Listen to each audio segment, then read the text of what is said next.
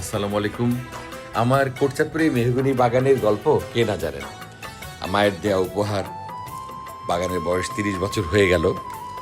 গাছগুলো যথেষ্ট ম্যাচিউর হয়ে গেছে। এগুলোকে এখন সেল না করলে গাছ নষ্ট হবে। আশেপাশে জমি আলাদের অনেক সমস্যা হচ্ছে।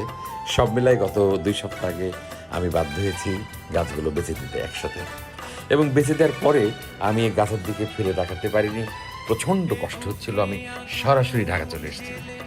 আর দুঃখের সাথে জানাচ্ছি যে প্রথম এই যে বইটাতে আমি দাঁড়িয়ে আছি, জমিটাতে দাঁড়িয়ে আছি, এটা সমস্ত গাছ কাটা শেষ। আগামীকাল পেছনের বড় বইটা কাটবে। খুব কষ্ট লাগছে, বাট আমার কিছু তো করার নেই, এটা তো করতেই হবে। আমি জানতাম আগে থেকেই, তাই না? তবুও মন মানছে না। খারাপ লাগছে, ভীষণ খারাপ লাগছে। কোটচাঁদপুরে বাড়িতে যাওয়ার আনন্দ তো আছেই। বাড়িতে যাব, গাছ দেখব, গাছের নিচে পিকনিক করব, 4 দিন রাতে বসবো, এরকম অনেক অনেক স্মৃতি, অনেক অনেক অনেক কিছু কেমন করে কি করব বুঝতেছি না। যাই হোক, সকলকে জানালাম আমার গাছগুলো আর নেই। আল্লাহ হাফিজ।